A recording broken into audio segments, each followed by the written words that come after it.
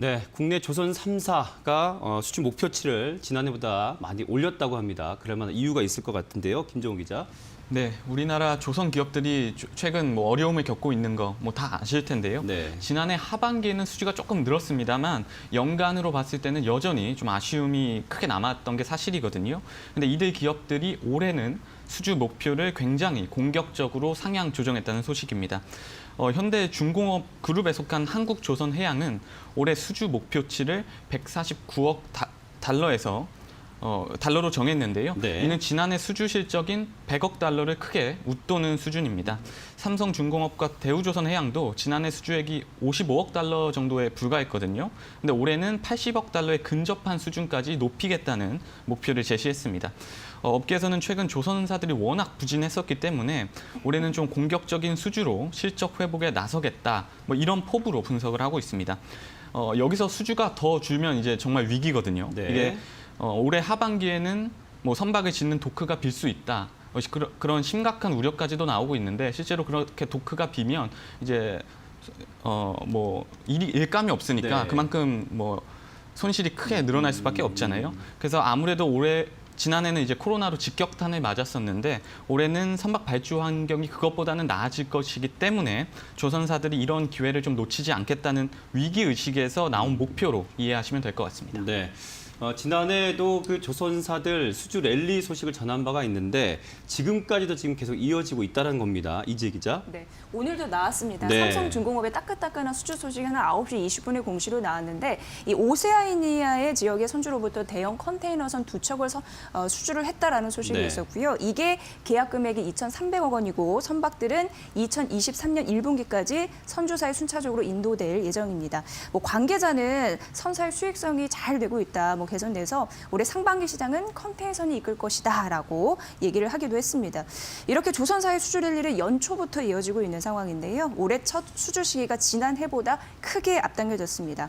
올해 1월만 하더라도 전년 동기 대비 4.6배의 수주 실적을 기록하면서 상반기 실적에서 선방했는데 지난해 1월은 사실 삼성중공업 그리고 대우조선해양 모두 한 척도 수주하지 못했거든요. 그런데 올해 1월 삼성중공업은 LNG 운반선 한 척, 대형 컨테이너선 2척을 수주하면서 총 4억 달러 수주 성과를 얻었고 한국조선해양은 지난달 그러니까 1월 초대형 컨테이너선 6척 수주를 시작으로 한 달 만에 1조 6천억 원의 수주 실적을 기록했습니다. 앞으로는 수주에 대한 기대감이 더 큽니다.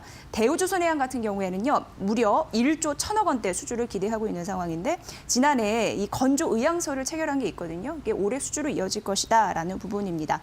삼성중공업 역시 나이지리아 해양 프로젝트에 쓰일 설비의 연내 수주를 기다리고 있는데 숨죽였던 조선 3사가 기지개를 펴고 있는 상황인데요. 전 세계적으로 조선업 업황이 조금 더 살아나다 보니까 우리 국내 기업의 낙수 효과가 기대된다라는 분석도 있었습니다. 네.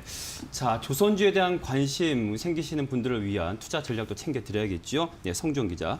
네, 일단 작년에 그 뒷심이 계속 올 초에도 이어지고 있다는 점 상당히 긍정적으로 볼 수가 있겠고 또 그에 발맞춰서 올해 실적 그 목표치도 높여 잡았다는 네. 점, 이런 점들을 좀 주목해 볼 필요가 있겠습니다.